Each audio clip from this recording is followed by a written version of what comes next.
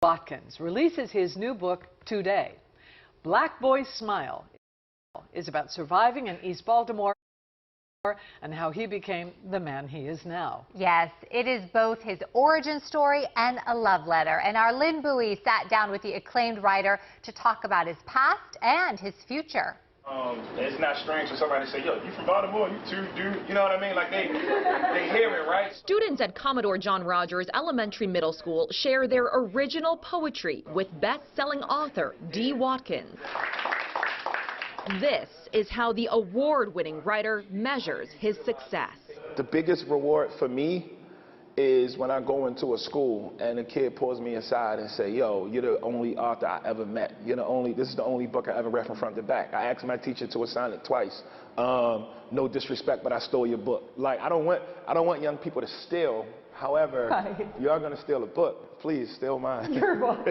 His fifth book comes out today, Black Boy Smile, a raw, moving memoir about growing up in East Baltimore. It's my most personal book. It's the scariest book I've ever written because it forced me to take the mask off. You are selective about which experiences you share, which traumas you share. So how did you pick these stories for this book? Black Boy Smile started with this idea, right, of what it means to be a man in America, a black man from an urban area. And I wanted to pick certain moments where masculinity was given to me in the wrong way, and then I wanted to kind of deconstruct what happened and then offer how it should have been. How do I get past it, and how do we move forward? Like, you talk about being very young at a funeral and you won't even accept a hug.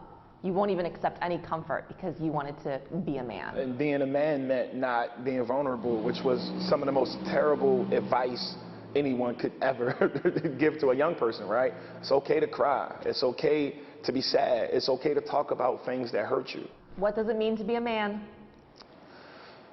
That's a great question. To be a man means understanding when to say, I'm sorry. It's understanding how to say I messed up. It's understanding how to say, you were right, I was wrong. Let's build from there. It's a story of pain, but more importantly, healing.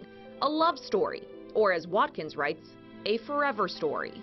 And this is the kind of Baltimore story that I'm really excited to talk about. You love your wife.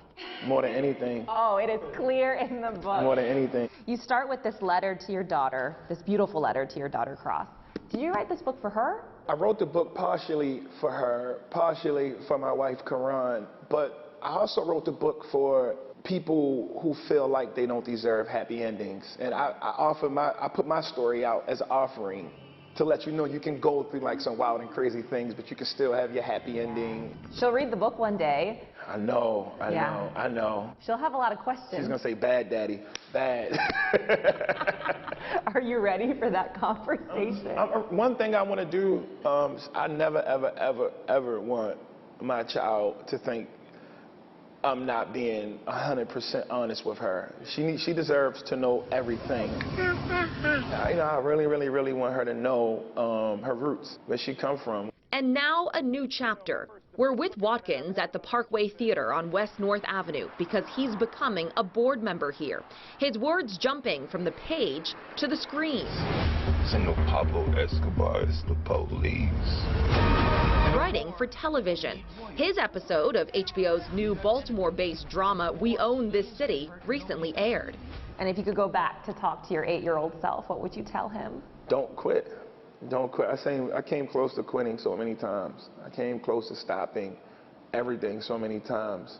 I'm thankful that I didn't quit, but I would have told my 8-year-old self it's going to get a whole lot better. I was scared to love, but I took the gamble and loved anyway, and you can too. Wow. Great interview, Lynn. Amazing. Now I'm so ready to read that book, and we're going to talk with Lynn when we come back. We can't wait. Stay with us.